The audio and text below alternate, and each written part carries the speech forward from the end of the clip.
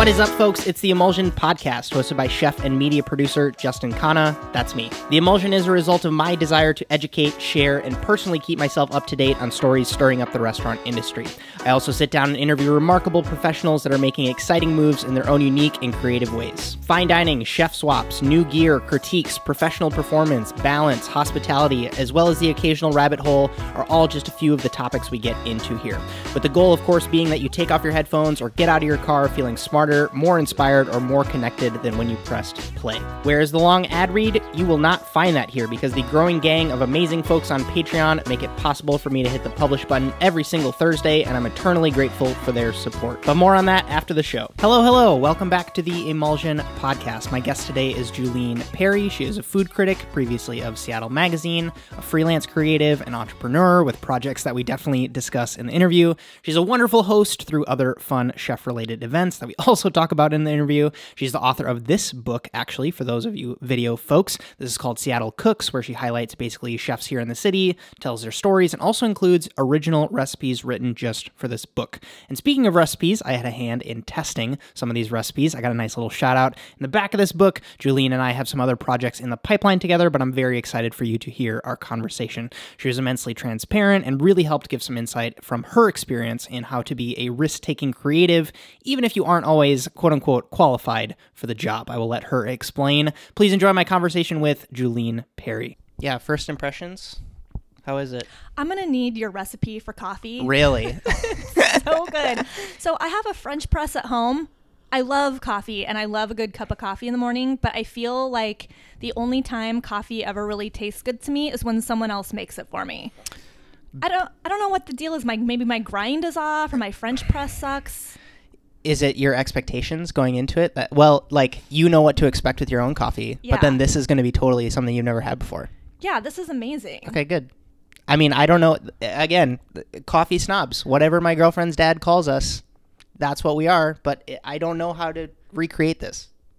I'm just going to, maybe it's the equipment you use. Maybe. I like that whole process. Yeah, AeroPressed Ethiopian Guji from Stumptown. You can't really go wrong. Now, do you grind your own beans or do you have them grind I do. And it's not very consistent. And anybody that's like a coffee snob would probably be angry with me because you're supposed to use a mechanical grinder, which means the force of it, the force of the two things coming together is what crushes the beans. Yeah. And I use a mechanical one, which is like a blender.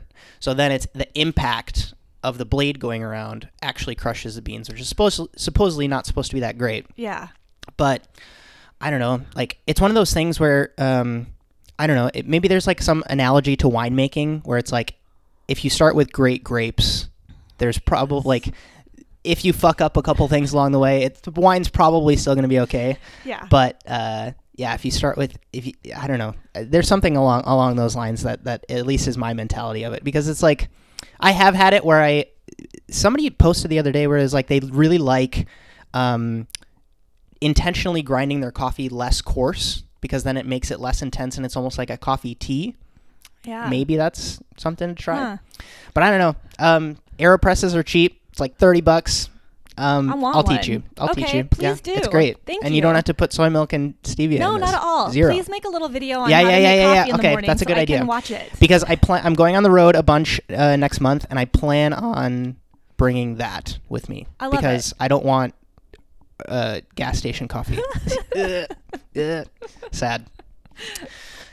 Julien Perry, thank you for being on the show. Absolutely. I am going to throw you a kind of a curveball because you said I could. I'm so excited. And in our last email exchange, you said that I couldn't ask you the cliche, where should I go out to eat question. And don't worry, I'm not going to ask you that. But I wanted to know, why is it so frustrating to get that question? Is it the expectation that we go out to eat a lot and we know exactly what's going on? But because for me, I go to the same 5 or 8 places that I've loved and that I go to the same time. Yeah. That's like asking somebody who doesn't know you, what kind of wine should I buy for myself? I Sure. have no idea what you like.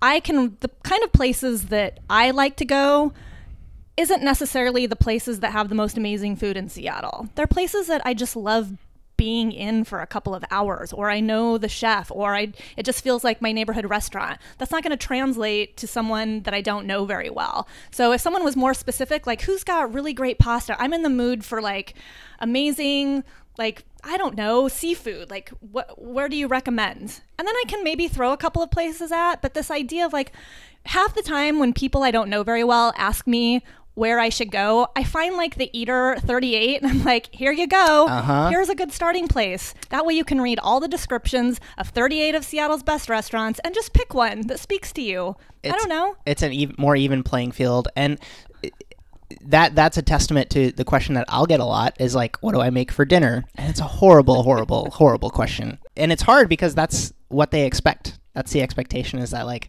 you should be eating out a lot at a lot of these places. And you said something in that email also about not being up to date on the trends. Yeah. I got asked that several times during the promotion for this cookbook I just wrote. Like, and I think that's just the go-to question for media people. Well, what are some of the trends you're seeing? It's like, I don't know. I don't go out to eat half as much as I used to because I just got really burnt out on that and I went broke. So Yep.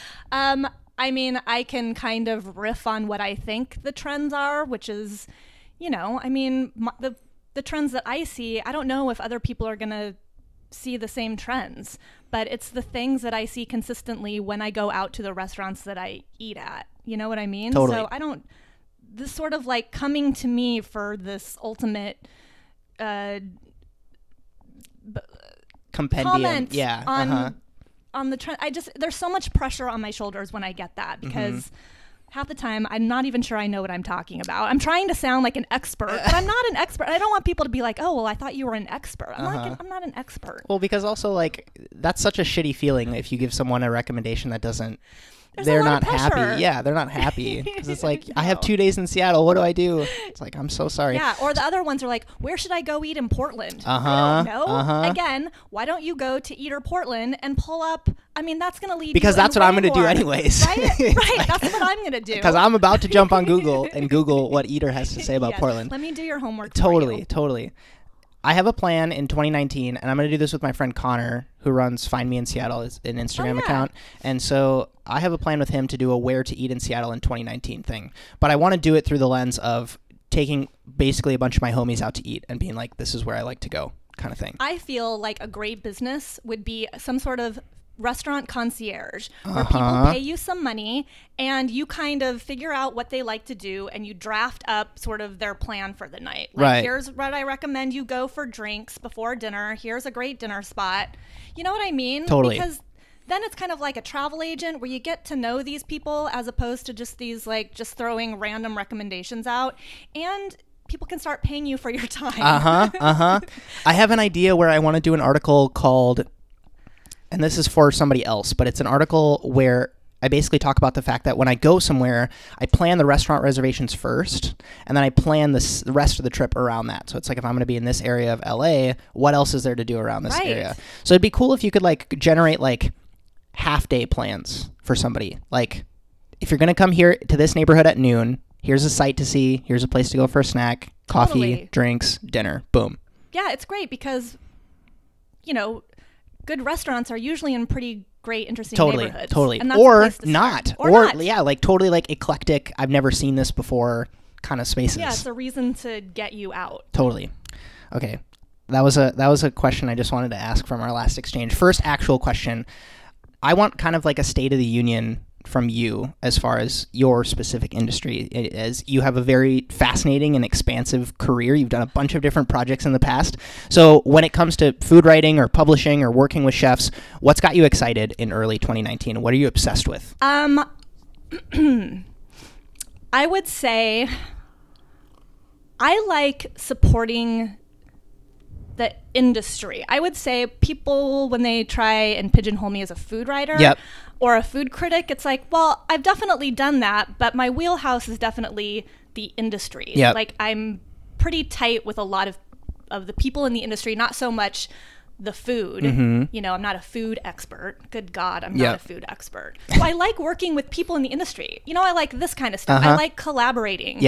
I like doing that kind of thing. I have a side business called Chef Addicts where I basically just hook people up with chefs who are trying to find food for a party or a big event.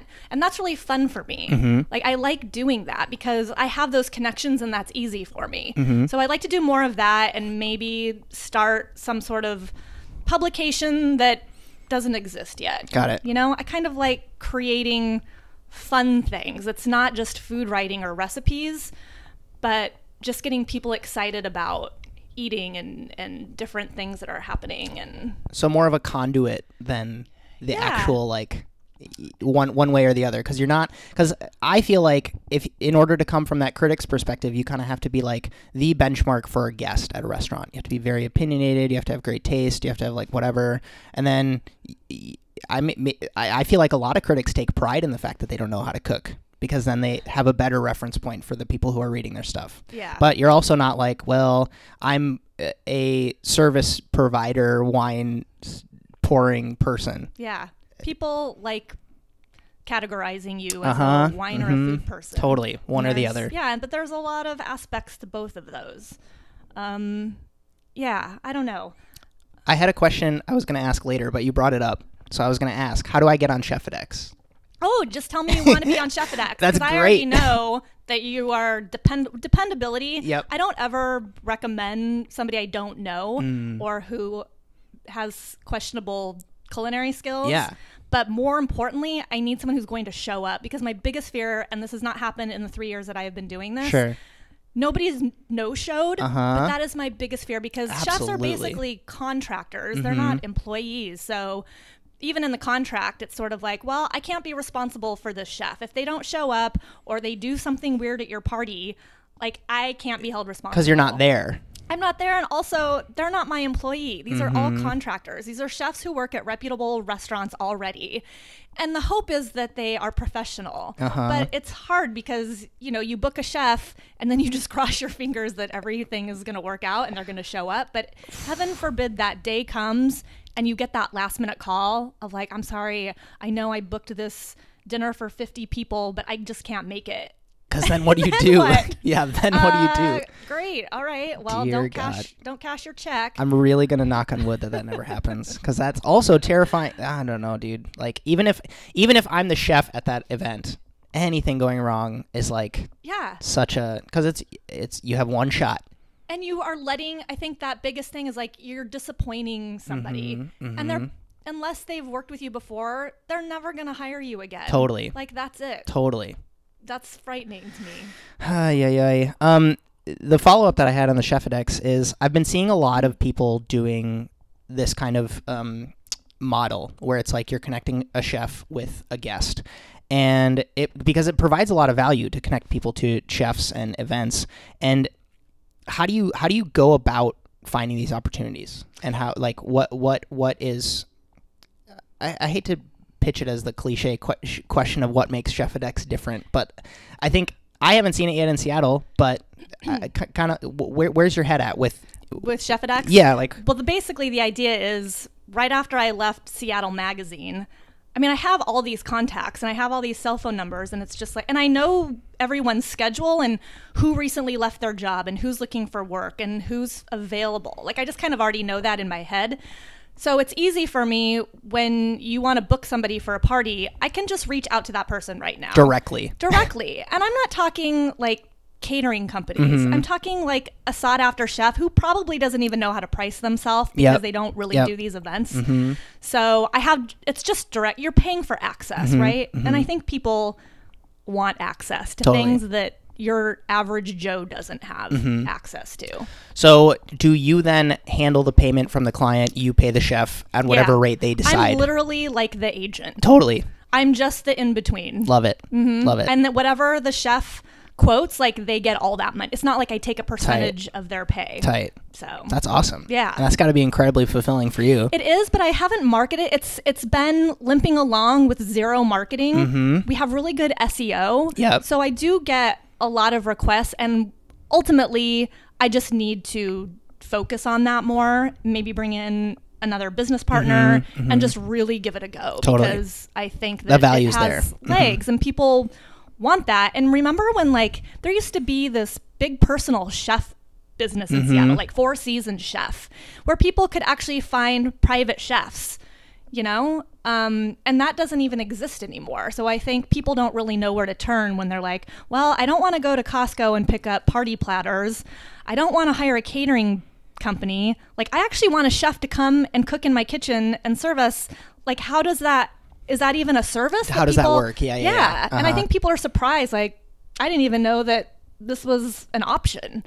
My biggest mind-blowing thing when I moved here was the amount of multi-million-dollar homes that have incredible kitchens in them. And as someone who's worked in fine dining, that's kind of like the market that I'm going for, is the people with disposable income. So I look at it as like a direct-to-consumer kind of thing, where it's like, you don't have to come to my restaurant, which is located in, I don't know, Ballard, and you have to make a reservation or something. I'll come to you, cook in your kitchen. You can have all your friends over, and it's probably going to be a little bit cheaper than you, because you'll probably buy wine at cost. You know what I mean? Yeah. And wouldn't you agree that most people who have that kind of disposable income don't go out very often? Not even close. They want it's the last thing they want to do. Right. It's like, I just want to stay home and have somebody cook for me. They're not going out to like the hottest new restaurant. Totally. Yeah. It's funny. Maybe they need to be, well, yeah, they also probably can't give you the answer of where you should go out to eat. Can you, so you mentioned Seattle Mag, you mentioned Chef Addicts. Can you give a little bit more about your background story till now, or the journey till now is how I like to kind of like draw that timeline. It's going to sound like I am a member of like a traveling carnival. I went to school for broadcast journalism. Mm-hmm.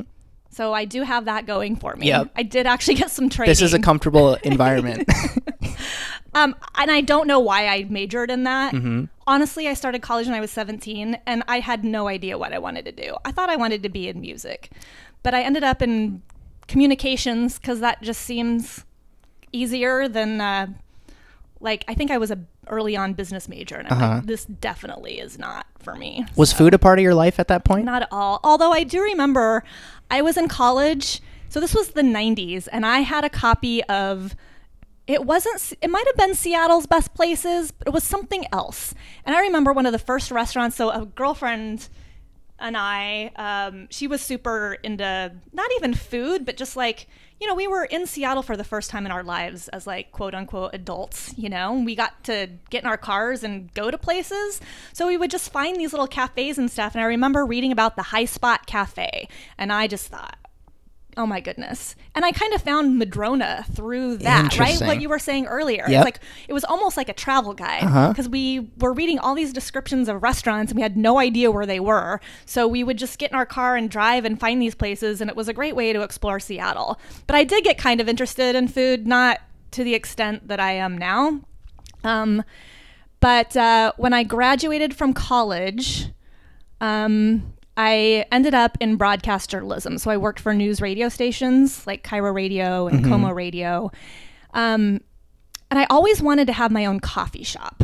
Like that, it was during the whole coffee boom. And I just thought, I just fell in love with coffee and specifically cafe culture. Mm-hmm. And so I started an espresso catering business in 2000, which was the easy way to have my own coffee shop. It was very low overhead. My dad gave me some money to buy an espresso cart and an espresso machine. And so I had one mobile unit, and I could go places and make people coffee. And you were the one doing... I was the only person doing it. I'm like, what did I get myself into? I had like a covered trailer, and I was like towing this cart, and I was just like, I can't believe this is my life now. But I do remember when I was working at Cairo Radio, I became acquaintances with Tom O'Keefe, who started Tully's Coffee. Before I left Cairo, I think I was interviewing him when they raised the big green tea on top of the Old Rainier Brewery, and it was now the Tully's roasting plant. And I covered that story for Cairo intentionally because I wanted to bend his ear about the fact that I was starting this espresso catering business. And if Tully's ever wants me, and he immediately set me up with an interview with their like marketing department. And like pretty much the next day I was catering all of their sponsored events. Tully's was always the coffee sponsor for all of these fundraisers and stuff at the Sheraton and the Westin. And so my job was to represent Tully's with a coffee cart at the end of the night. People wanted coffee coming out of the auction. So they would supply all the coffee and the syrups, and then they would just kind of pay me for my time. And so I took that concept. So I wasn't making a lot of money doing this, I had like a part-time job as an admin assistant at Fred Hutch. So this would have been like the early 2000s. Wowza. I was well into my 20s, and I don't want to make it sound like I'm super old. But I remember I was bored at work one day, and I sent an email to Orrin Smith, who was the CEO of Starbucks at the time. Okay. I have no idea how I got his email. It was probably online at the time. Yep. But I just sent him a nice little email. Hey, my name's Julien. I do this thing. I do all the carts for Tully's. If you have any interest in letting me do this for Starbucks, I would welcome the opportunity. Sure. Within 24 hours easily, I got an email or maybe a phone call from the head of business development. Is it business development? No, business... I can't remember the words, but it was basically the guy who was in charge of all the Starbucks that aren't actual Starbucks stores. So Business Alliance. I so see. Like the Starbucks at SeaTac or the Starbucks that's in Safeway. Yeah. So he brought me in, and he invited me to come to all of their district manager meetings. So I could literally stand up at these meetings, introduce myself, tell all the partners. Basically, it ended up being in the entire state of Washington that I had this business where I could provide mobile coffee to anyone. And if any of them got a call asking for mobile Starbucks coffee, to route that call to me. I was trained at Starbucks. I actually had a part-time job there back in the 90s. So I knew how to make their coffee. I would hire their baristas if I needed extra help. I would use their product, wear their aprons, use their syrups, everything. I would be a Starbucks employee, basically, going to all this. It's really hard to get all of those people to remember that. Yep. But it did work out well. I probably stayed in business as long as I did because I had Starbucks totally behind me. That helps. So they were routing a lot of business my way. And so when I got that call, I mean, the whole thing was like, whether the call came from Tully's or Starbucks, depending on which coffee company, I would use their coffee. Anyway, long story short, after about 5 years, I got really burnt out, and it was like physically demanding. I bet. At the time I had like 4 carts, and I was pulling all of that stuff out of the back of what became like a large van, and it was just like overwhelming, and I was only making money from like September through the holidays, and then I would be poor from like January until like summer, and then, like I could not pay my rent. So I'm like, screw it. I really like baking, so I used the money from the sale of my espresso catering business to put myself through the baking and pastry school at the Art Institute. Got it. And in the meantime, I was working at Rover's, which no longer exists, but it was like a super well-respected fancy French restaurant in Madison Valley, Terry Rotaro. And I was learning so much in the kitchen that I left the Art Institute after 6 months. It was a full year program where you were just getting such a broad overview of things that they just assumed you were working in a restaurant to learn everything. They weren't teaching it. They didn't have time. Totally. It's like we spent one day on laminated doughs, maybe 2. So they just assumed that you already had a job that was teaching you more details. Well, it was like, what this is, instead of like, you actually know how to do this. Yeah, I'm like, this is a very expensive school. It's not that fun for me. All these like bitches who were taking that class were so competitive. There was no camaraderie. People were not very friendly. I'm like, you know what? I'm just going to save myself some money, work at a restaurant, and call it a day. And so while I was working at Rover's, spending time in the kitchen with all those guys, like you hear really interesting stories. And so at that time, I was also working one day a week at Como Radio because my old boss from Cairo Radio was now the new news director there, and he took pity on me because I needed money. And so he kind of created this like part-time job for me. And then at one point I went to him and said, hey, can I start like a restaurant feature, introduce people to chefs in the city? Because at the time I'd go into the radio station and I'd tell people that I was working at Rover's, and it was just crickets. Like no one had heard of Rover's. Everyone knew who Tom Douglas and Ivers, but nobody knew who anyone else was. So I just thought, let me create like a weekly radio feature where I just interview chefs in the city and sort of introduce people to these restaurants that they've probably never heard of. And that was 2004, and that literally snowballed into everything. I think at some point, a few years later, I got an email from Jonathan Kaufman, who was the food editor at Seattle Weekly at the time. And he wanted to bring me on as like a gossip column, like an industry gossip type of person who would write like 3 or 4 posts a week. And so I did that. And then, you know, that just kind of led to everything else. Mm-hmm. And that's that. I mean, honestly. Well, my question was going to be that turning point when you started writing about food seems to me like it was like this combination of the fact that you, through your business, you were incredibly well connected with all these people. And then you also had this industry experience.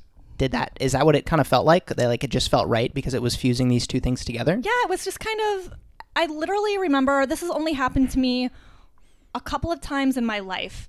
Have you ever just been sitting or standing and all of a sudden it feels like somebody opens up your head and puts an idea in there? Yep. And literally a light bulb went off. And I'm like, I should totally see if I can turn my experience into a radio program. And it just felt super right. Like it made sense at the time. Totally. You know, because there was no food or restaurant feature content on the radio of all places. So, I mean, the feature it was weekly from 2004 to 2010. I mean, it never got any sponsorship. And I think I made like $50. You know, I wasn't making any money, but yeah, it was fun. And that led to, you know, what I do now, basically. The other thing that I'm gathering is like through the mobile coffee business, through this weekly feature, it's like this thing that it's not that nobody's asking for it. It's just that you see the potential there and you're willing to hustle for it. Like, where does that come from for you? I don't know.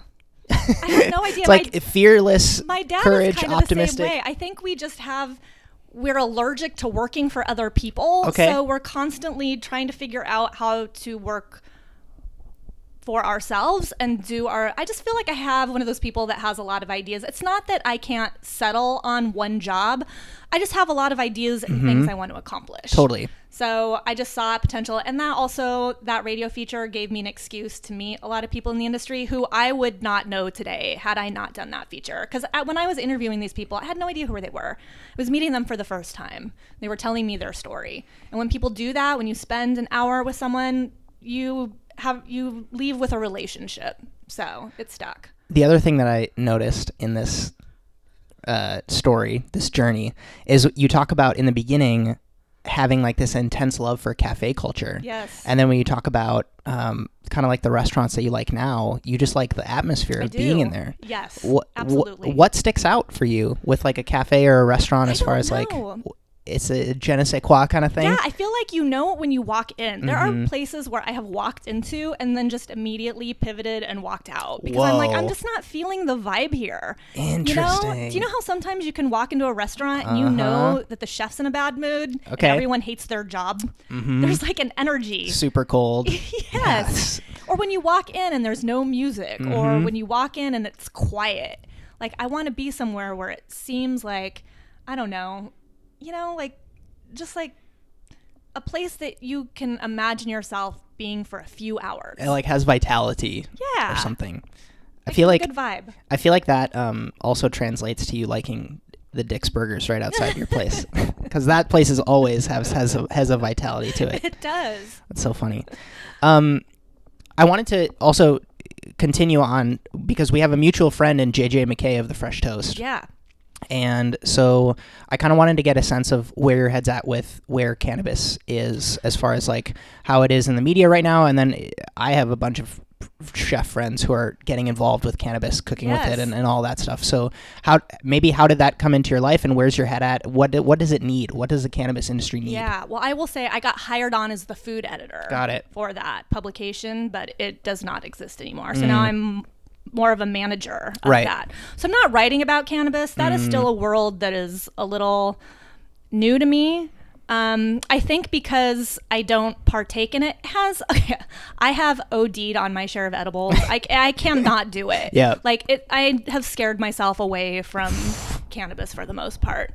But it is definitely the amount of content that is available to write about. Just 2 years ago when that site launched, it's like night and day. Interesting. I mean, there's so many stories being written about marijuana and cannabis and chefs experimenting with dinner series, revolving around that. It's just the turn it has taken in the last couple of years is amazing to me. Was it interesting and maybe this goes back to that gossip column that you never got to write for, was it interesting? Because I was doing some research on some of the pieces you've written, and it was like things from travel to Meghan Markle and like all these other different topics. Was that kind of like a refreshing change of pace, or no? No, it's interesting to be on the ground floor of a digital magazine to see what it takes to really differentiate yourself and get views. When there's so many online magazines to read, like how do you stand out? How do you get people to take notice? I see. So right now we have a breadth of content. So it ranges. It's not just for people who smoke. It's for people who are kind of interested and curious about it. Sure. So we have stories about royalty and travel and wellness and lifestyle and fitness in hopes that people will be interested in that content. And then while they're reading that content, they'll be like, oh, I'm going to stumble over into the medical marijuana section and read what's going on there. Right. So it's basically a way to attract people who don't want to be scared away by a quote unquote marijuana site. Well, because I feel like it flips the other way too, where it's not everybody thought that once it was legalized, everyone would just become this like lazy cloud of haze kind of people. But it's like you go to Uncle Ike's and you see people of all walks of life going in and out of there, and it's not necessarily like you can put everybody in this one box. Right. And JJ, who's the publisher, this is his brainchild, and he specifically started this site to be sort of the anti-stoner site. Like we don't use the word stoner, we don't really use the word pot a lot. He wants people to consider marijuana just like they consider aspirin or wine, and if you think about it, there's not people are so cool with alcohol, but marijuana scares the crap out of so many people because they just assume that you're just gonna get super stoned. But I'm pretty sure JJ doesn't even I'm pretty sure JJ doesn't even smoke. No, not at all. Which is not at all. Wild. He's having a great year. He's really having a great year. It's fascinating. Let's see. I was gonna so to keep on the alcohol train, we aren't drinking alcoholic beverages right now. We can. It's kind of early. And my last guest actually brought a bottle of bourbon over. Oh wow. But you produced a series that had that element to it. Yes. So tell me a little bit about Five Shots. Oh, Five Shots. Yes. Oh, I love it so much. Small Screen Network picked it up, but some things have changed with that company. Okay. So I don't know what's going to happen to it. I have the trailer, I have the pilot. I had so much fun writing it. I just love the idea of sitting down with somebody I know well in the industry and just talking shop over booze, because that happens anyway. Not as quickly as it does on camera, but I had so much fun. I shot 4 or 5 episodes. Not all of them should be airing, because there's like this fine line where you want to appear drunk. That's the whole part of the show. People want to see you go from sober to drunk. But it takes a while for those effects to set in. So, but you also don't want to shoot for too long, because nobody wants to sit around and watch like a 10-minute segment. So you have to find that sweet spot where like in 6 minutes you can go from sober to drunk, and just finding out how to shoot that was really, really tricky. That is crazy tricky. There were a couple chefs that did this show with me where we shot for an hour and a half, and you couldn't really see the progression of drunkenness. It was almost like we didn't drink fast enough. Interesting. But then for the pilot episode, I did it with Jeff Vance of Navy Strength. We slammed 6 shots in an hour. And I got so wasted, but you couldn't really see that on camera either, because those effects didn't set in until literally I got into an Uber. Totally. You almost need to like roll the camera after you're done shooting. Just because that's when you get the most drunk. That is so wild though, that you're not only playing with this person's attention span and like however much confidence they have in whatever they're talking about and bouncing from topic to topic, but it's like, where's your blood alcohol content right now? Right? You're trying to like stay on point. You want to do at least 5 shots, but like you want to spread them out, but not too much, but you don't want to start throwing up. And so the perfect episode would be an hour and a half. So I could do 5 or 6 shots. It's never 5 shots. It's always 6 or 7. Where I am not destroyed the next morning. But you can also see 2 people getting drunk. Right. And that hasn't happened yet. Interesting. But I love it because even if you can't really see the drunken effects, even though I think that's what everybody wants to see, everyone does get more honest. Totally. So the truth comes out. You just happen to have like 2 people who look like they're sober, but probably are not. Yeah. But I love that. I'm just trying to find a home for it right now. I think that you've probably seen Hot Ones. Yes. Yeah. Similar concept.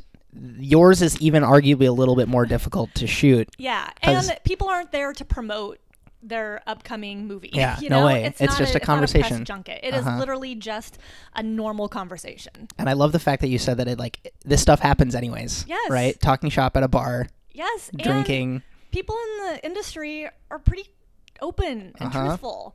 You know, those are some of the most honest, down-to-earth dudes. And you're blowing off the doors with it by giving them some alcohol. Yes. I'm going to insert a audience question here because there's a lot of line cooks and sous chefs and culinary school students listening. And at that stage in your career, when you're working in a restaurant, you aren't owning the place, your name's not on the door.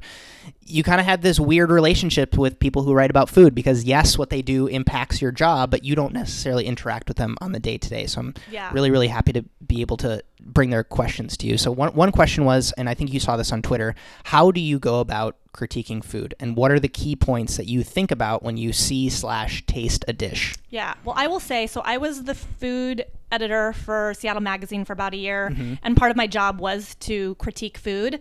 And I made it very clear before I took that job that I could not say negative things because I was already friends with all these people, and it just looked bad. And I'm like, if you're okay with me picking, writing reviews of places that are good, if I go to a place and it sucks, I'm not going to write a negative review. If I go to a place and it's great, let's look at it as more of a recommendation. I see. I want to tell the story of the chef. It was very much combining restaurant experience with my radio segment of here's the story of the chef and here's this restaurant. And so it was a lot of background information. I didn't dissect food like you would typically see in a restaurant review because I hate that shit. And that doesn't get me to go to a restaurant. I am way more interested in what's the vibe and who is this guy that owns this restaurant? Tell me his story. And the fact is, when you are a food critic in Seattle, unless you work for the Times, I think, you don't really have a dining budget. So it's not like you get to go to these places 3 times. You can barely afford to eat once, and that's probably coming out of your own pocket. Totally. So this idea, and actually I did go to each place 3 times just because I thought that was fair. Right. And so I did have that experience of 3 different services.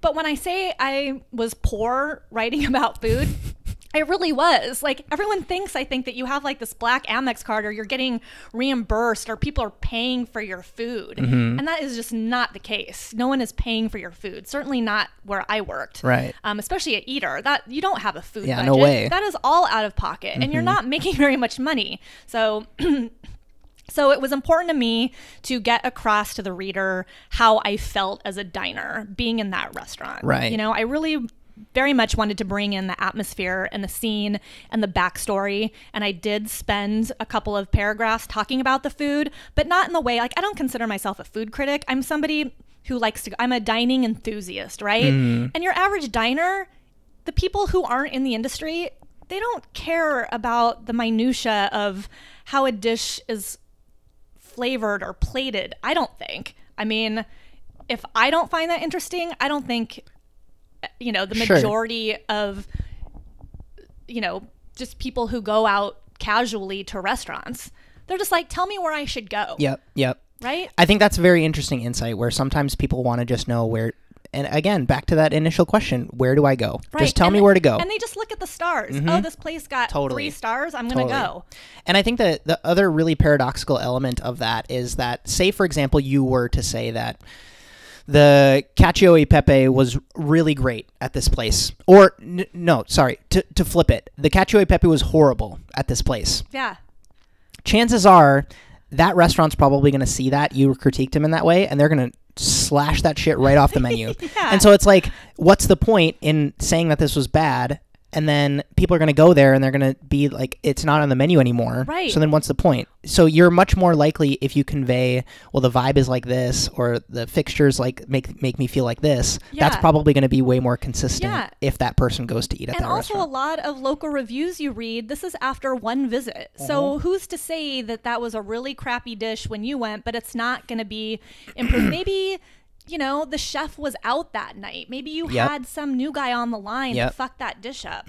So to critique a restaurant negatively after one or even two visits, I mean, I don't know. To me, that makes my skin crawl when I see a negative review, especially when it's someone I know who's getting ripped apart, because that really affects you hugely. When you own a restaurant or you're the chef of a restaurant that just got annihilated in the press, like, come on, that's so mean. It's just unnecessarily mean. If it's a crap restaurant, then don't review it. I feel like people just are looking for recommendations. Totally. So that was my whole aim. When I make videos when I go out to eat, but I'm very, I had this battle the other day when someone asked me, why don't you, no, I was talking about, I went out to eat with a friend and they were like, oh, you're making a video about this. Are you going to talk about this element? Because it was like, I said something along the lines of, I wouldn't have done it like this. If I was cooking this dish, I would have done it like this. And they're like, and you're going to put that in the video? And I was like, no, I would never, ever do that. And I had to think about why I don't do that. And I think it's very interesting where, yes, I could tell you that I would have included a cracker with this dish, or I would have added a little bit more acid to it, but then it's not my dish, but it's not your dish anymore. Right? And I'm very careful to do that, especially, and I say that. I'm very transparent of like, this is just a documentation of my experience of one meal at this restaurant. And yeah, it's so true. It's such a funny paradoxical thing. But thank you for that, because that provides a lot of clarity to people who are like, food critics are the worst, or they're out to get people, or and also I was different in the fact that people knew who I was. I wasn't incognito. Sure. I mean, there are people who write restaurant reviews in Seattle that I have never met in my 20-something years writing about food.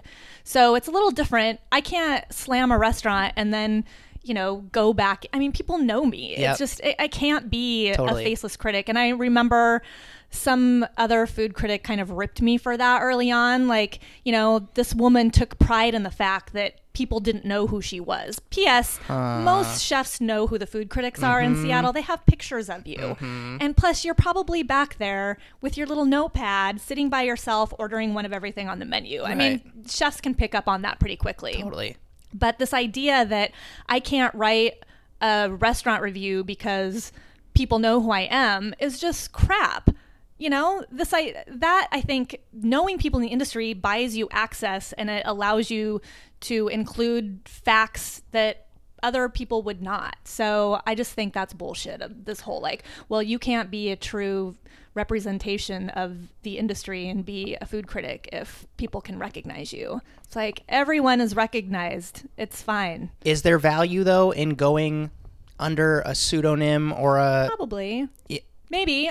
I think it depends on who's cooking. I mean, here's the funny thing is that sometimes I think I get way worse service than anyone else because people see me sitting at the bar, the restaurant, and they're like, oh, it's just Julien. Like, she's cool. Like, we'll get to the real customers first. Meanwhile, 20 minutes go by and I don't even have a glass of water in front of me. Like, people take advantage of the fact that I'm a friend and I'm not going to make a fuss, and don't worry about me, guys. Like, serve everyone else. So, I mean, that happens often.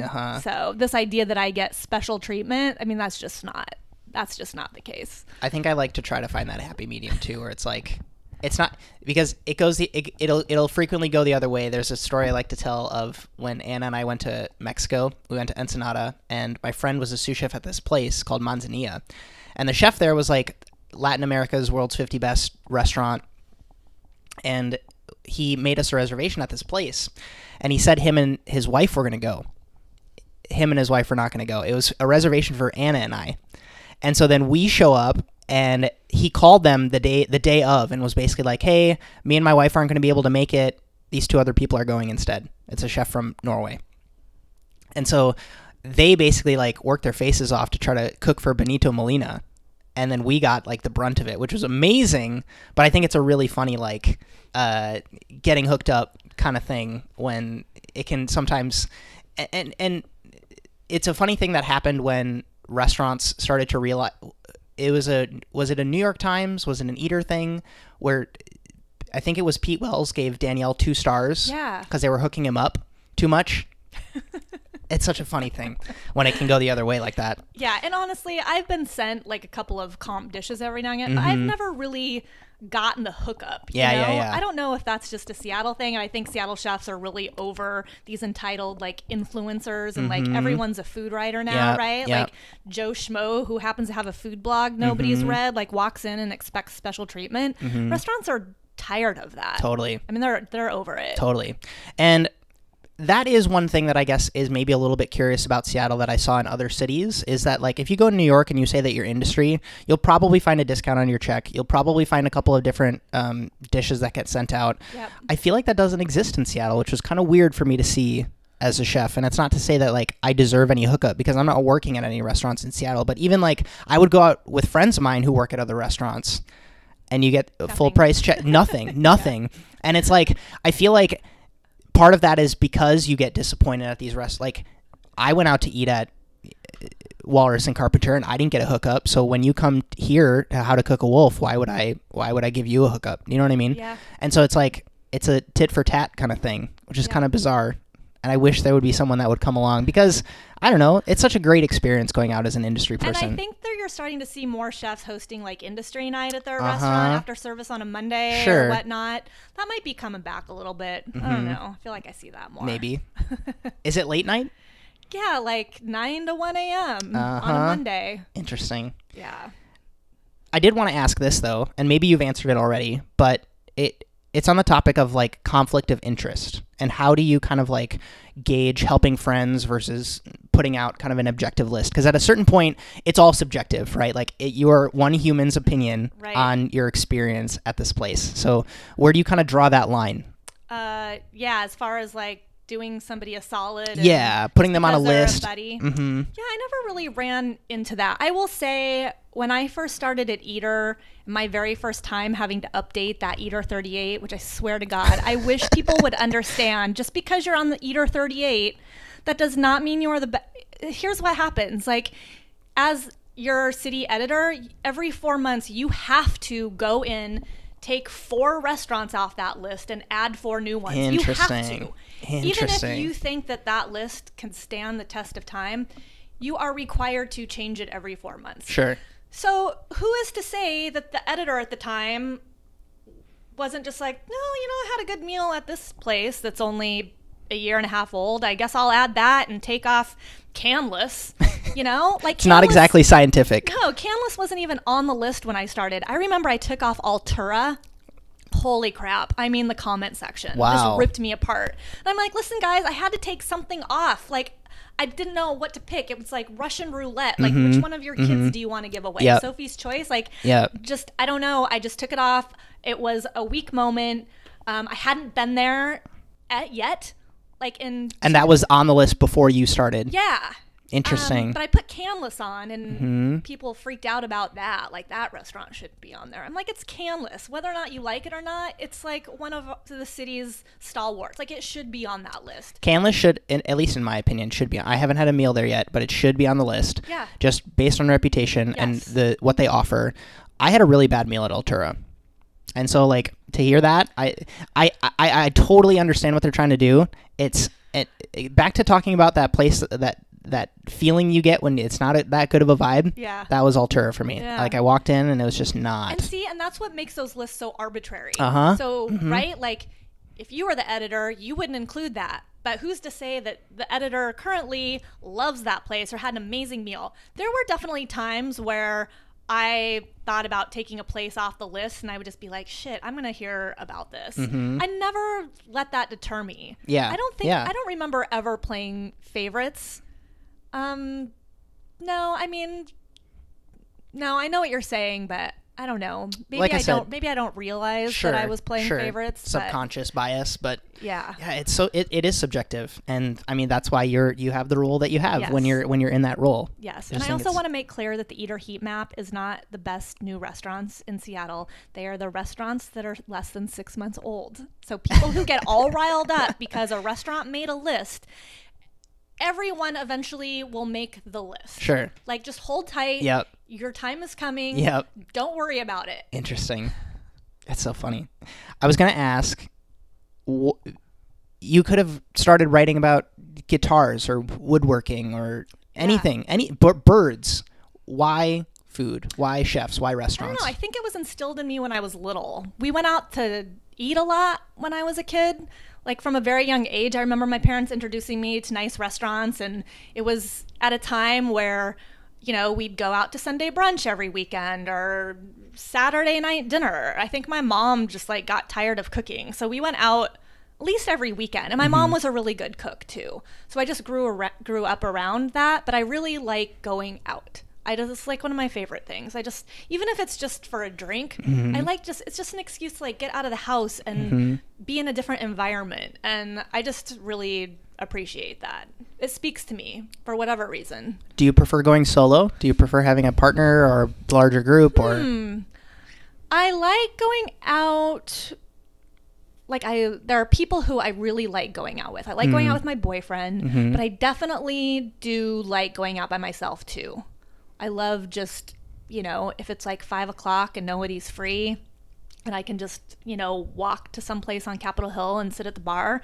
I do a lot of work. Sometimes I'll bring my laptop on a Sunday and just pony up somewhere and have mimosas and eat breakfast and get some work done. And I really like that.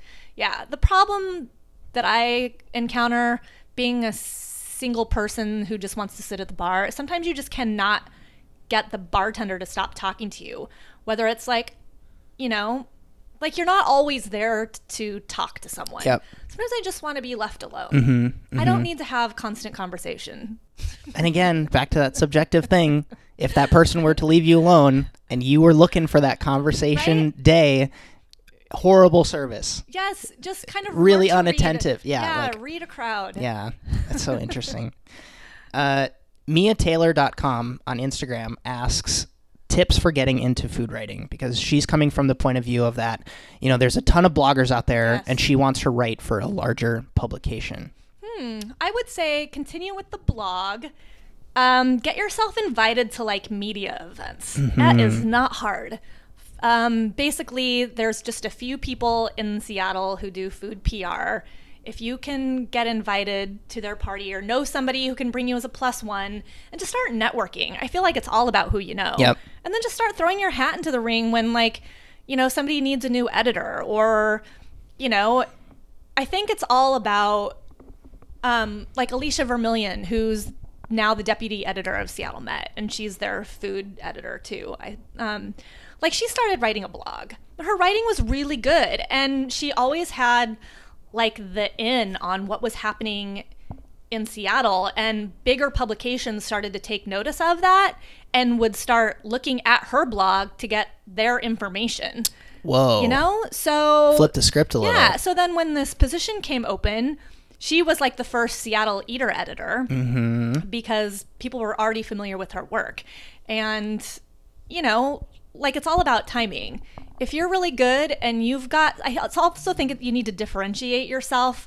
Don't write about the same thing that Eater and Seattle Magazine and Seattle Met are writing about. People want new content. Write about something that not everyone else is writing about. I don't know what that is, but, for me, it's industry stuff. Whatever your strengths are in the food industry, what value you bring, do that. Maybe you're an amazing chef. Maybe you can cook with strawberries better than anyone else. Sure. Just find that thing that you do that other people can't, and just keep doing that. My hack would be maybe the last time Seattle Met went into Cannabis was 2016, and it's if you can jump one rung up on SEO of them, then that's your golden thing. That's smart. Or hey, I went to Cannabis and I can write really well. Here's a piece. Would you want to publish it? Yeah, or here's how to eat at Canlis when you only have $200 to Totally. Something like Here's how to make the most of your experience or whatever it is. Yeah, provide value. Totally provide value. Back to talking about going out to eat when you were a kid. This actually segues great. A.Seei on Instagram says, what was your favorite childhood food and did it impact you later on in your career? I remember when I first discovered bagels and cream cheese. Ooh. It was like Sunday brunch, and I lived in the Portland area at the time, and I was obsessed to the point where my mom would buy them at the grocery store, and I would just make them for myself all the time. Like, that was just the best. Totally. I was having this conversation with somebody yesterday. My fondest memories of being a kid going out to eat is when the server with the check would leave you like a little piece of candy or a little treat. Or even when you went to the bank, like none of that happens as an adult. Yep. You got all this free stuff when you were a kid. Mm-hmm. And I just love that. I would say there wasn't like a specific food other than like the bagels and cream cheese that I remember, like have specific memories about. I think it was just the general like carnival atmosphere of being a child in the 80s going out to eat, because it was a different experience. There was more entertainment and video games, and you know, dining out as a child is so much different than dining out as an adult. Agreed.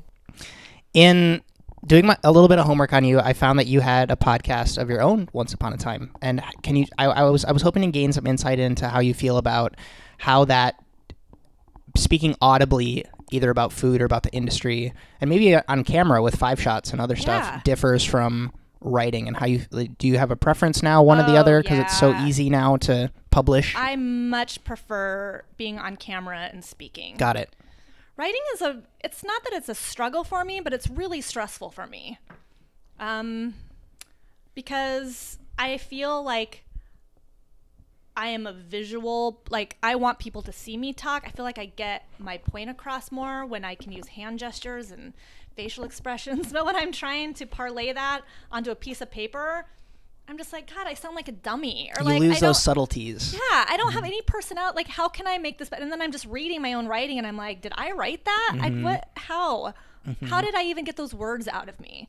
I don't know. I love being on camera, and not because I love seeing myself, but I feel like my personality, I'm not afraid of the camera.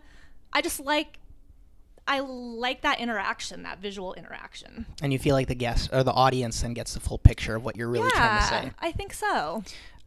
I would write. It's not that I would write. It's that I was constantly bitch in high school about how much I hated writing. And now that I find like with so much of the content, I script out a ton of my stuff now. And when I would write an episode of the podcast, I will write literally like 22 pages worth of stuff in like half a day. And it comes so natural because I'm literally writing what I would speak. Yeah. And then that translates to me being good on camera. And so it's like it goes both. So like I got good at writing because I got good on camera. So did you find that all this experience of writing then made you better in drafting up an idea for a new show, or because you have experience on camera that then made you a better writer? Yeah, that's a good question. I don't know the answer to that. I would say I had such a fear of public speaking until I started I used to go on Q13 every Friday morning to do some sort of roundup, like here's top 5 kid-friendly restaurants or top 5 best pastas or whatever. And then I just got used to seeing myself on camera. And I think that took away a lot of the fear that I had of just like, oh my God, what am I going to look like when I see myself on camera? And it wasn't as bad as I thought it was going to be. But once you see yourself on camera so many times, you don't care anymore. Yep. And then you can just forget that it's there because you realize no one's focusing on your hair. You know, like you can just calm down a little bit. If I had to give a speech in front of a live audience, that would terrify me. Mm-hmm. But being on camera, it's easy when you're just talking to a few people and then there's like a camera guy. Like it's not a crowd, even though lots of people are watching you. It also seems like there's an element of like putting the idea out there and then revisiting it where you kind of like second guess yourself. That kind of, maybe that's what I'm hearing as far as like, if you write something or even like when you give a speech, you probably want to like pre-draft up something. Yeah. But when it's like totally candid, you do better in that environment. Definitely. Okay. And also I would say the more I am on camera or radio, I think that does help with the writing because you're getting your thoughts out as opposed to just sitting in front of your laptop for 8 hours and then you forget what you sound like and then you kind of forget who you are. Yeah. But, you know, like there's a disconnect when you aren't talking to people for long periods of time. So, yeah, I think just getting over the fear of being judged. I don't think anybody cares. And I think ultimately that's what scares me about writing is like, oh, crap, someone's eventually going to read this and they're going to think I'm just illiterate. Like, how did this woman write a book? You know? That terrifies me. Or like sending my manuscript into my editor. Like, man, she's going to wonder why she ever gave me the chance to write this. But once you get over that, it's much easier. Because sometimes like you'll put an idea down and whatever you went with your gut with is totally the right thing you should have went with. But for some reason, you go to edit it and you turn it into something that it's not supposed to be. Yes. You brought it up. I didn't bring it up. Writing a book. Seattle Cooks. Amazing. I had a ton of fun helping you in my little small way. Thank you for doing that. Yeah, totally. And, you know, it's always up there. I didn't prep my kitchen to have that up there for you. But what was that experience like, writing Seattle Cooks? That was very fulfilling. I had never written a book before, and the opportunity just fell into my lap. I'm glad I did it, knowing how much work. Fortunately, I had a job that allowed me some flexibility to write that. It was a lot of work. The recipe testing was probably the hardest part because when you're taking a chef's recipe and throwing it back to them and saying, something's not right here, or this cookbook is for the home cook, you need to convert your grams into ounces. Or tablespoons. Most people don't have a scale. And trying to explain that to chefs, it's like, it never occurred to, like, who cooks without a scale? It's like, you need to bring out your teaspoons and your tablespoons. They're like, I don't even own that, you know? They're like, it's going to be off. The measurements are going to be off. I'm like, I'm sorry, but that's just the way it's going to have to be. So that was difficult. And also just constantly feeling like you're bothering these chefs, whether it's because you have to ask them more questions or like your edits came back and your editor wants more clarification on their background or blah, blah, blah, blah, blah. And something's not right with, it was just like, oh my God, I'm going to come away from this experience with like 40 less chef friends. But they were all super, for the most part, very pleasant to work with. But now I'm working on the winemaker version of that. So I have to go through all of that again. So crazy. I'm a little nervous about that. I was just going to say that it is like the dark side of being that middle person sometimes, like with Seattle Cooks, where it's like you have so many benefits when you have a say and it can be a little bit spontaneous and whatever, but when you rope in a couple of more gatekeepers into the game, it doesn't always remain fun, unfortunately. Because also you go through 2 edit rounds, and then you go through a couple of proofreading rounds and some copy edit rounds. 3 very different things. And so you are basically going back and forth with chefs for like 8 months or 9. And at some point I just thought, they're going to think that this is a never-ending... They are going to wish they never signed up for this. But fortunately, the payoff is worth it. Like everyone feels accomplished. The chefs get to see their picture in a book, and it just makes everything so much better, right? So for everybody listening, Seattle Cooks is a compendium of different Seattle chefs, a little bit about their bio, beautiful headshots of them, 2 to 3 dishes, I would say. Yeah, 2 dishes each. 2 dishes each. So 40 chefs, 80 recipes. And it is like an anthology series that started in Canada. So it's, every major city, technically. There's like Ottawa Cooks and Vancouver Eats and Toronto Cooks and Portland Cooks. And I think somewhere in Texas is going to be the next one. So it's just a really nice snapshot, too, of kind of like where the city is at right now. Because I can only imagine like 1997 Julien looks at this book now and you're like, there's this many talented people working here, like that's got to be wild. But also several of those chefs are gone now and the restaurants are closed in just a very short amount of time, and it's like, this is how fast the Seattle food scene is happening. Where it's like the book hasn't even come out yet and 2 of the places have already closed and 3 of the chefs have gone to different restaurants, and you're just like, please, no more people leave until after this book comes out. Totally. There was one more thing I was going to touch on where it was you know, for as much stress as you probably went through, future Julien would probably tell stressed out Julien, like, you're way better off stressing yourself out and maybe like pissing a few people off in their inbox to make sure that this comes out as a solid piece, because you would have probably been way more pissed off if you would have been like, these are just my friends, I won't reach out, something's gonna happen, and then you get a message on Twitter that's like, this recipe didn't work, and it's like, if I only would have just bothered him. You know what I mean? Yeah, the scaling down of recipes was also very challenging. It's like, this isn't a staff meal, it's not for 40. Nope, this is maybe 2 to 4 people. Oh man, that's so funny. So you mentioned it already, but new cookbook. Yes. You have it slated for 2020, spring 2020. Yeah. Winemaker collabo. What does that look like? This is going to be a learning experience for me, because unlike the chefs in Seattle Cooks, who I knew 95% of them pretty well. So I went into these interviews knowing what to ask them. And it is the exact opposite for the winemakers. Like, I know who these people are for the most part, but I don't know their story. So I don't know if that's going to work in my favor or just cause me undue stress, right? Like, on one hand, it's like not really knowing their whole story is going to make it more interesting for me, because I'm hearing it for the first time, as opposed to listening to the story of, say, like, you know, Ethan Stoll, where everyone's heard that story by this point. Yep.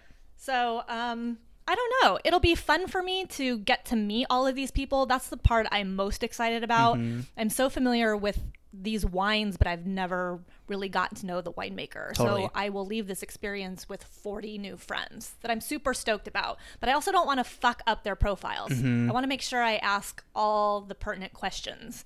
And so on one hand, I'm like, coming into this not knowing these people is going to be an asset, but also I don't want to leave anything out, like a glaring omission. Sure. Like, what do you mean you didn't know that winemaker was blind? Yeah. Like, man, I didn't even think to ask that. Exactly.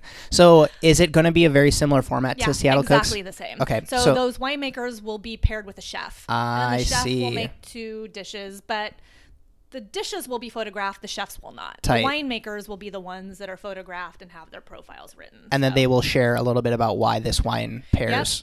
Got it. So Smart. the dishes will be paired with 1 or 2 varietals with some tasting notes, and And so it's going to strictly stay to Washington for the most part? Got it. Washington winemakers. Got it. Man, I feel like we keep covering project after project of yours. The Ono the one night only project. It makes so much sense because it gives you kind of like this really tangible connection between, like, I have this chef, I have these guests, you get to kind of like do it in a way that's exclusive, it's collaborative, like it just makes so much sense. And so can you share a little bit about how that came about and then kind of what's in the pipeline for that going forward? It was kind of similar to Chef Addicts, where my friend and now business partner Melissa Peterman, we were drinking one night, because that's when all the great ideas happen. And I think we were both in between jobs, and we were just like, I remember we were drinking pumpkin martinis at Elliott's. Whoa.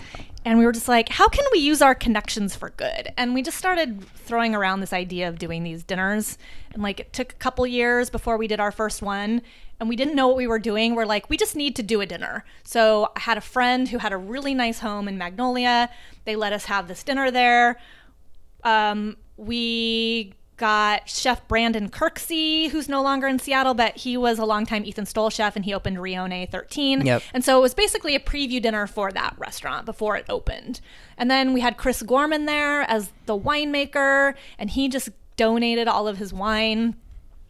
And we sold tickets for $100 a pop, and I think we sold 20, maybe 25, however many people they could fit in their living room. And we're just like, we have no idea what we're doing. Let's just do it, though. You know, we had a photographer. We just made it happen, and it took hours because we basically had to clear out their living room, bring in rental furniture. It was an all-day affair. Totally. And then we did our first real one, like where we sold tickets to the public. So that practice dinner was in June 2012. We had our first ticketed dinner in August of 2012 with Josh Henderson at FSD. And it was when Josh Henderson hadn't even opened Westward. I mean, I don't even think he had his that's first way back in the day. yet. That was way back in the day. So the whole idea was just like, let's get these chefs, and this was before pop-ups were such a big deal, but it was like, let's just get a chef to cook the kind of food they want to cook, as opposed to what they're known for. And what was your role in these events at the time? Just getting, like, we were basically party planners. I mean, we hosted it. We got the chef. We got the winemaker. We sold the tickets. We did all the setup. We did all the cleanup. We did all the serving. I mean, we did everything. Sure. It was really exhausting. And we used to do those every month for like 2 years. And then we don't have a location, and we never did. Yep. It just got to be so exhausting. So now we do them when they make sense. Got it. And we try and do them in people's restaurants where we don't have to set up crappy rental tables and chairs if we don't have to. So is there any that you're looking forward to in 2019, or we need to figure out what makes sense. So in 2018 we did the series with KEXP where we paired a chef with a DJ. Tight. Which, having live music at a dinner event is life-changing. It's like, wow, you can actually hear the music over people talking. So we had 5 restaurants lined up. One of the restaurants we were going to do was Little Fish, Zoe Antonitsa's new restaurant, which hasn't opened yet. Yeah, I know. So it was initially going to open in 2017, November. And then we thought, okay, it'll be open by August of 2018. And now I think she thinks summer of this year. Got it. So whenever that happens, we would still like to do our final KEXP dinner. Is she still looking to go in the market? Yeah. Okay. I mean, they have it all ready to go. That's what I thought. Delay after delay after delay. So, as it goes. Yeah. If you had to kind of like draw out what that ideal role for you would be at like a pop-up or dinner or something like that, because sometimes you have to wear different hats and that's just the nature of the gig, but in like a perfect world, what is your involvement with something like that? I love organizing the event. I love getting the chef, getting the winemaker, whatever the booze component is, selling tickets, promoting it, marketing it, and then I just want to reappear at the end of the night when I can just pour myself a glass of wine. The end. I never worked in the service industry for a very specific reason. Like, I don't love just the working. You're on your feet. So with these Ono dinners, I mean, these are like 20-hour days for us. Totally. You're setting up these dinners, and then you're serving everyone, and then you're cleaning up, and it's so exhausting. So yeah, that is the least fun part for me, just because by the end of the night, you're in a really good mood because you just pulled off this great dinner. But all that stuff leading up to that, it's like, oh my gosh, is someone going to get sick? Is someone going to complain? Is someone going to no-show? You're just like, all these little things you're worried about, you know? That is almost too much for me. So yes, in a perfect world, I would just be responsible for everything leading up until dinner. Tight. Yeah. We need to work together, Julien. Is what I'm hearing, because it's the opposite for me. It's like, I hate the marketing. As much as like I love creating content and stuff, it's like the selling of the tickets and all this stuff is just like, I just want to cook at the dinner. Totally. And like, I just want to execute in the moment, and everything else, you know, all that other stuff that you're talking about is not. And I just think it's because I have the same feeling. It's like, you get to the end of it and it's that when you wake up super hungover and you're like, I'm never drinking again. And then all of a sudden something comes along and you're like, okay, fine. Okay, fine. It's just such a funny cycle to go through. I know. Oh man. I'm going to go into rapid fire questions. Doesn't have to be rapid fire answers, but you know, what is a common mistake that you'll see new writers or new media people make?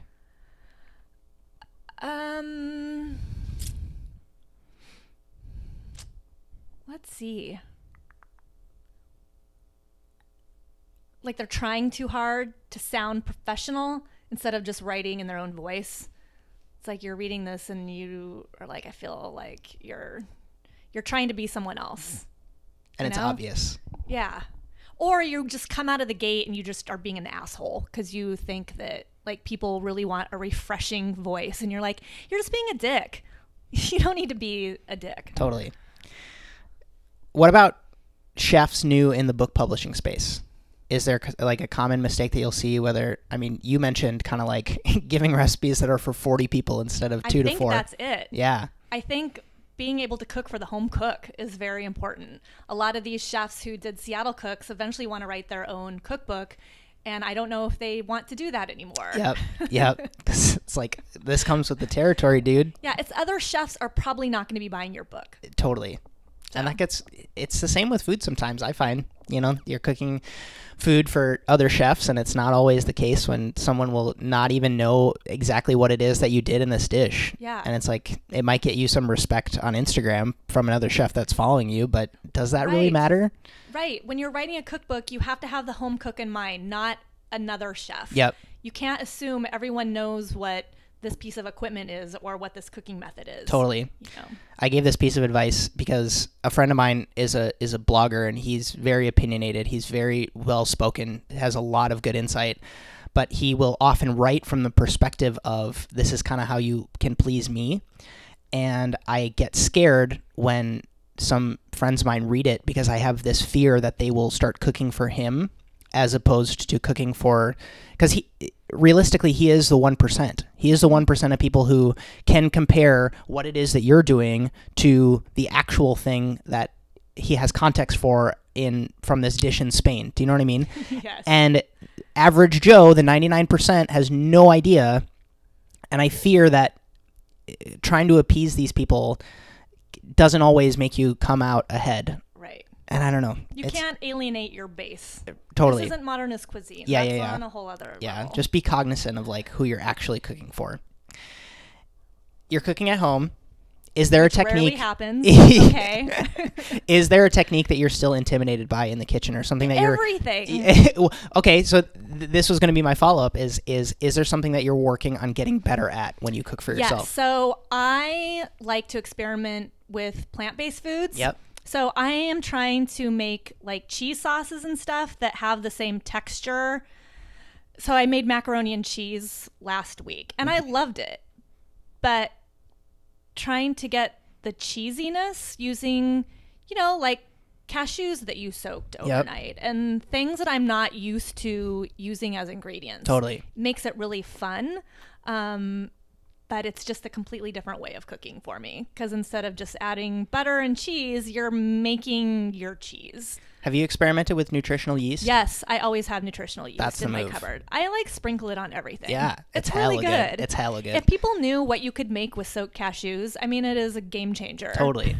I always like taking people to Frankie and Joe's and not telling them that it's plant-based. Right? That's the most fun in the world. Yes. Because it's like, this is vegan, gluten-free, everything. Yeah, and it's and good. it's like, and you don't feel like shit after. No, That's the best part. absolutely. That's the best part I about totally Frankie and agree. Joe's.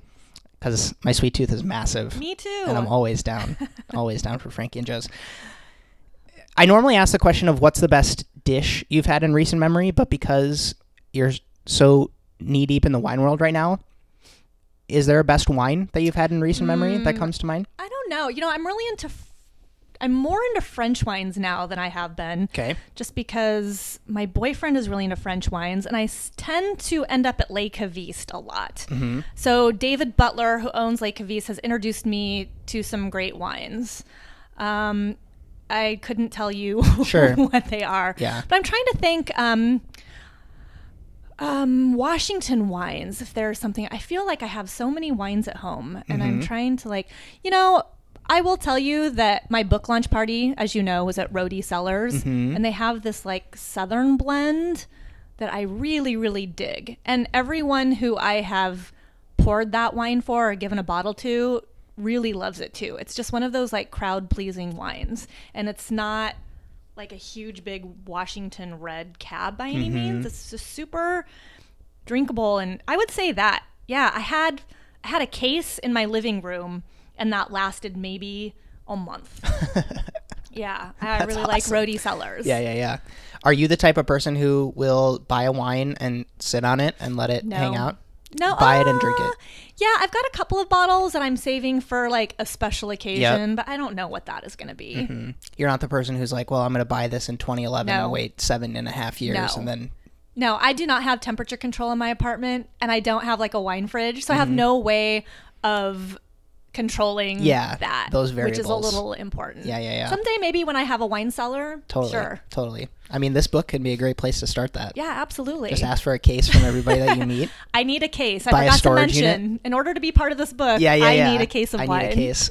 I mean, use some of the funds to get a storage unit and just hang on to it. Absolutely. Throw a party in 10 years. Which one do I want to do next?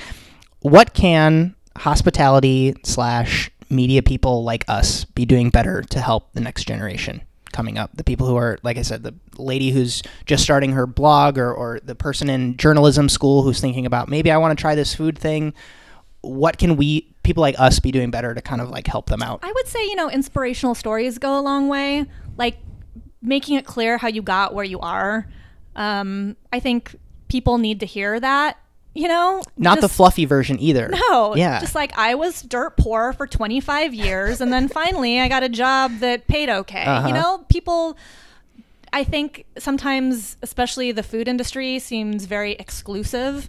Like only certain people get in, like only people who are great cooks or only people with exceptional writing skills or perfect palates. And it's just like everyone has something they can bring to the table. Right? So if you think that you have some value to bring to the industry, then just do it and just wait it out. If you're good at what you do, something will happen. Like you will advance. I don't know how or when or what that looks like, but everybody's road is different. So, and not be an asshole. God, I know people. So if anybody ever wants to pick my brain, like if somebody just... Horrible phrase, by the way. Right? I know, totally. Or, hey, can we grab coffee? I will always usually just say yes, especially if it's somebody who just wants some tips. Like, yes, I will have coffee with you because so many people had coffee with me when I was going through this phase too. And some of those people that I've had coffee with have ended up being really good friends of mine. But I know people who complain wildly about, I'm so tired of people emailing me and asking me if they can pick my brain. No, you can't. My time is valuable. Well, fuck off. Like, these are young people who are just trying to make their way into the industry. Like, you don't have 45 minutes to spare. Like, I just don't see what the big deal is. Totally. Like, there's always a payoff. And I just think people, get a little too worked up over, giving advice for free. Heaven forbid you're giving advice for free. I think that comes from your perspective because you are what some people would call like a super connector, right? Like you're really good at kind of like connecting the dots between, I mean, like you said, like this person has this specific party and they want it to be Italian themed. Perfect. I've got just the chef that would help you out with that. And I think that mentality lends you to think that way when you get these questions of like, because you can see the eventual payoff of like, if I help you out, you know what I mean? Maybe down the line, like I'll want to write an article about your restaurant someday, or I'll want to have you on this new show that I'm going to do, or you want to be in my cookbook someday. I feel like a lot of people see it as very transactional when they get these questions. That's a good word. And so, I mean, if I would have to give any advice, it would be to, one, not use the phrase pick your brain, and two, like be cognizant of the fact of like, I find that there's a lot of value in like if you're a student and you ask for a cup of coffee as opposed to like leading with I'm a line cook here and I want to get a cup of coffee. It's kind of a different story sometimes. But it's also like, I don't know, leading with a specific question helps so much as opposed to I want to pick your brain. Yeah. Because I'm more likely, because I get a lot of questions and I'm more likely to say yes if it's like, I'm really struggling with this 30-seat pop-up that I'm trying to sell out, and I really want to know how to send this email to this venue on how to negotiate a price. I'm way more likely to answer that question as opposed to, hey, Justin, can I pick your brain for 45 minutes? Absolutely. So that would be my advice. Like anybody who wants to like sit down with someone who has any sort of reputability, that helps a lot. Or if you have a blog, as opposed to saying, how do I break into the food writing business? Well, specifically what? Like you're already in the food writing business if you have a blog. So what's your goal? How do I become the eater editor? Like, I don't know. Those are two different questions. Yeah, exactly. So just making it known like what is it that you want? Because I feel like a lot of people come from the perspective of, well, if I tell them exactly what it is that I want, then maybe something bad will happen or they won't. It goes the opposite way. Like if you just lay it all out and say, here, this is what I want, that saves me time. Like as the person who you're trying to pick their brain, that saves me time. Yes. I don't know. That's just like, I don't know, a little tidbit. Is there a book that's been particularly impactful for you in your career, or that you're most likely to recommend to people? It doesn't have to be. Yes, actually. So I went 2 years pretty much struggling to find work. Like, I had just left Seattle Magazine, and I thought, you know what, something's going to come along. I didn't really know what I wanted to do. I had just started Chef Addicts, but that wasn't something that was going to pay all my bills. So I needed something else on the side. But it was 2 years before really I got a full paycheck. Wow. And I was really struggling. Like, what is wrong with me? I've never not been able to get work. Like, what is happening? And it got to the point where I'm like, am I going to have to move in with my mom and dad? Mm-hmm. I have never struggled financially so much as I did in like 2015, 2016. Wow. And then I found this book, and I recommend it to anyone who's just feels like they can't attract positive things in their life, especially jobs and career. And it was written by a 40-something-year-old, and it's called You Are a Badass. Yeah. And it was on like the New York Times bestselling. I'm sure there's a lot of people who just need a pep talk. And the whole book was about, here's a woman who's in her 40s. She's driving a beat up car. She was literally describing my life. You know, she was a writer. She couldn't find work. And finally, I mean, the whole point of this book was just that, you know, what you think becomes things. So if you get really down on yourself, right? It's like the law of attraction. If you're sitting there and like, oh my God, I'm never going to find a job, my life sucks, blah, blah, blah, then that is just the self-perpetuating thing in your life that is going to cause you to be poor and never find a job. So it was just like how she changed her way of thinking. And it was so simple. And I read that book, and literally, I mean, a few months later, things kind of changed for me. Just because I started thinking differently about stuff, like everything that like changed my life. Just, you know, realizing that your thoughts are powerful. And because like you said, it goes the other way. Like, you have this negative self-talk with yourself. Yeah. And it flips everything around. And I think so much of your background is you were willing to hustle your face off for the things that you want, or like these random ideas that come into your head. And so I think that's important to factor into the equation, because a lot of people will hear, I mean, there's no shortage of people who believe in the law of attraction, but they just kind of want to sit at home and say that I'm a great food writer. That's their mantra. They want to say it over and over again without doing anything to kind of like move that needle. Yeah. You know, like sitting at home and saying that you're a great food writer and going and having the confidence at a networking event to say that I'm a great food writer are two very different things. And I think that that's just a very important kind of like pin in that to make sure that people don't think that just because you think positively will lead to because it goes hand in hand. Yeah. I don't know. Yeah. It's just No, I get totally. frustrated when I hear the other way, where it's like, I'm just gonna think that I'm great at this. It's like, just start doing something. Whatever you can do now to move yourself forward, just start doing that. Mm-hmm. Mm-hmm. Even if it's for free. Yeah. What are you reading now these days? Nothing. Hiatus. When I said I'm illiterate, I basically, no, I just don't. I find myself reading online blogs and stuff, but like actually sitting down, opening a book and reading it, it's been a while. Yeah. Like, rarely do I open up a book and like, I am just voracious about it. Sure. You know, it's been a while.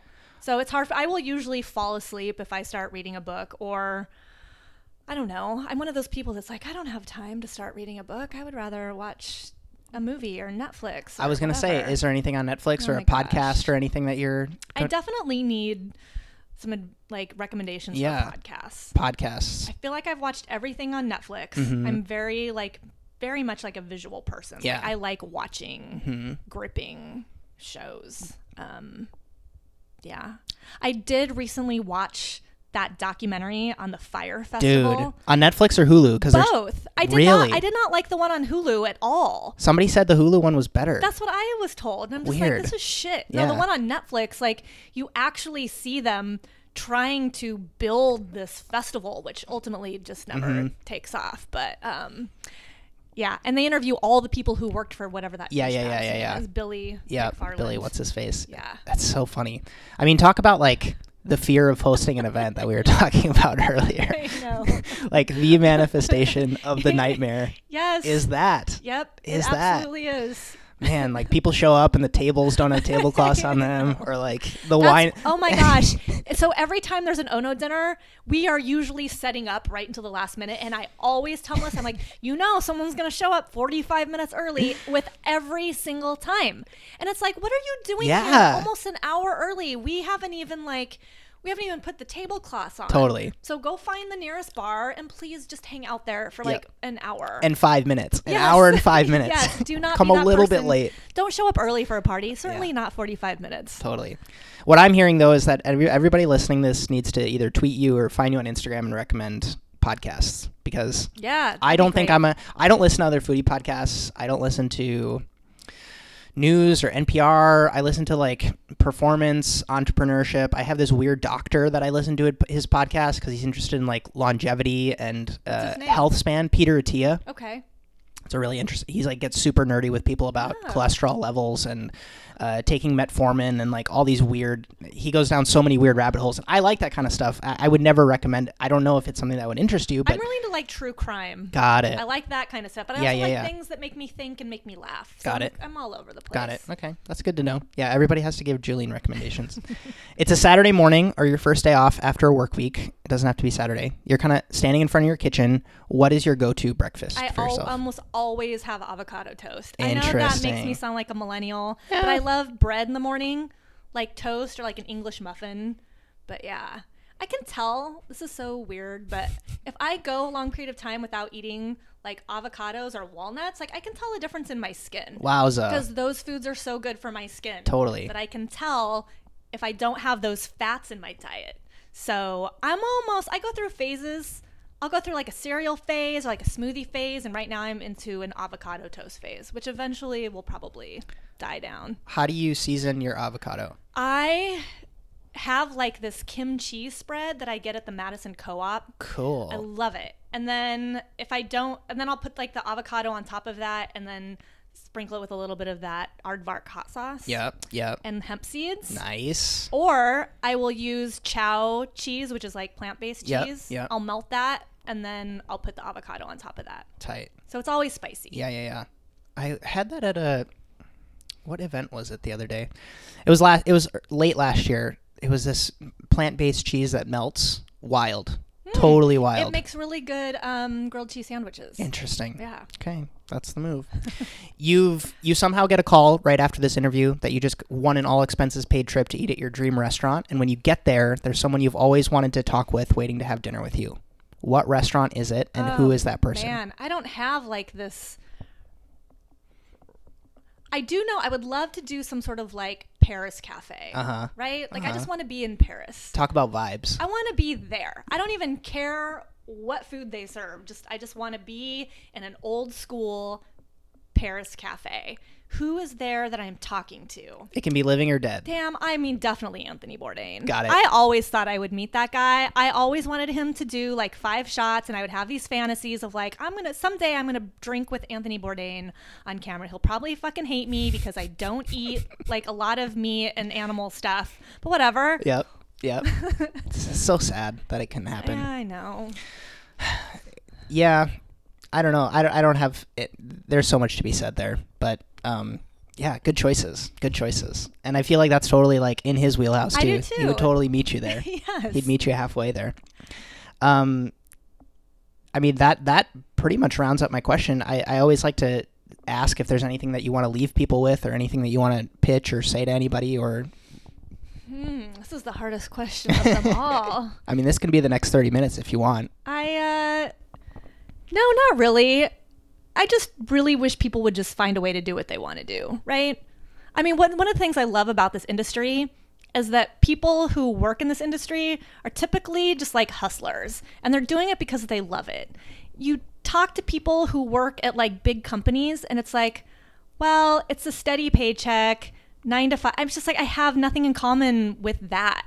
So I just feel like, life goes by pretty quickly.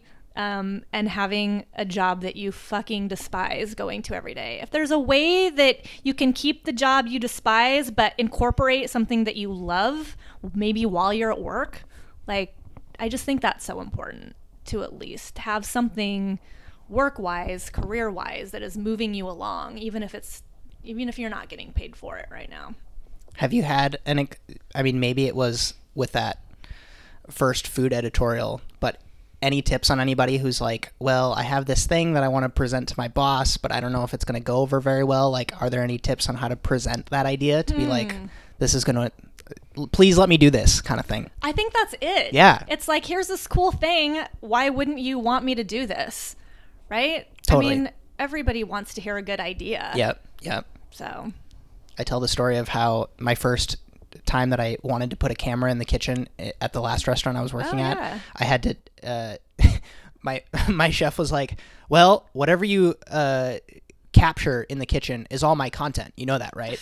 And I was kind of like, call it naivete, call it like, I really just wanted to do it. I was like, deal. Sounds great. I don't care. And like, thank goodness that nothing like supremely blew it out of the water and I like became super famous from it, because that would have been a really stupid decision. But like, I don't know, like all I wanted to do was film. That's all I wanted to do. And they did let you, or they did not let you? They did. Yeah, they did. Okay, and what did you do with that footage? I published it. Was it just like a live webcam? Well, no, it was like a camera just like this. I put it up on a little tripod and I called it Dish of the Day, where I would go in and I would just basically like, there's this dish in my head that I'm trying to put on the tasting menu. Here's how I made it, and here's what my thoughts are on it, and here's what chef had to say when I fed it to him.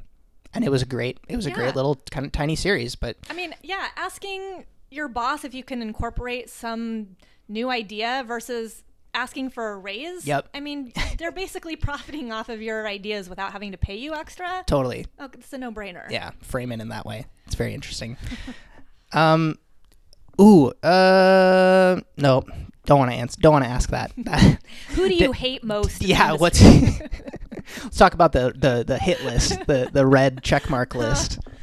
Okay, cool. It should be. Thank you so much for being on the show. This has been you. great. I do a full outro for you. So, yeah, that's all I have for you. Thank you. Thank you. Thank you. Thanks for the great coffee. Totally. Anytime. And that will do it. Thank you so much for listening until the end. If you have questions for Julien or want to get in touch with her, all of the links are down low in the down low. If you've got suggestions on other folks you'd like to see me sit down with here on the Emulsion Podcast, please leave them in a comment down below or tweet at me. I'm always eager to hear from you. Until next time, please roll the outro. We did it. You're in outro land now. Thank you so much. I appreciate your ears more than you'll ever know. Hey, by making it to the end, you're the type of person that I want to speak to directly. This little production is constantly growing. If you enjoyed this episode, if you like what I'm trying to do with this show and want to make sure more people can find us, a free way to help out that takes less than 3 minutes is to leave the Emulsion a great review on iTunes. If you didn't enjoy this show, please also leave a review. I'm happy to take any constructive feedback you've got. If you want to learn more about supporting this show with your hard-earned cash, patreon.com/Justin Khanna is the place to do that. I've got tiers starting at just $1 per month. Let's say you just like being involved through suggesting stories to be covered or asking questions to my interview guests. You can stay up to date by following along on Twitter or Instagram. That is linked up in the description for your convenience, or always available on justinkhanna.com. If you're on YouTube and listening, you can take this show on the go because this is available on all podcast platforms, including Spotify. And if you prefer video versions of things like my interview shows or the shorter intermezzo episodes, and you're listening audio only, please check out my YouTube channel to see more of that. Now's normally where I'd say my name is Justin Khanna, and I hope you have a good one, but you've probably got another podcast episode to listen to, so I'm just gonna get out of the way here. Excuse me. Pardon me.